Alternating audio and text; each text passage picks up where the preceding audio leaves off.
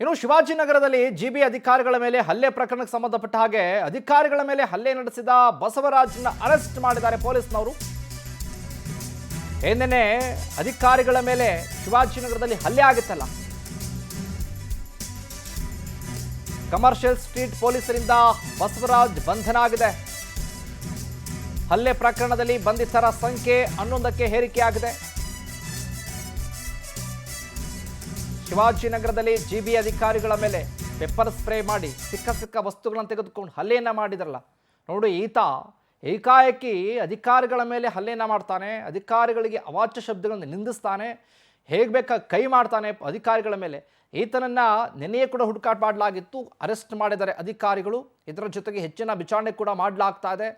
ಒಟ್ಟಾರೆ 11 ಜನರನ್ನು ಈಗಾಗಲೇ ಅಧಿಕಾರಿಗಳು ವಶಕ್ಕೆ ಪಡ್ಕೊಂಡಿದ್ದಾರೆ, ತನಿಖೆಯನ್ನು ಮಾಡ್ತಾ ಇದ್ದಾರೆ.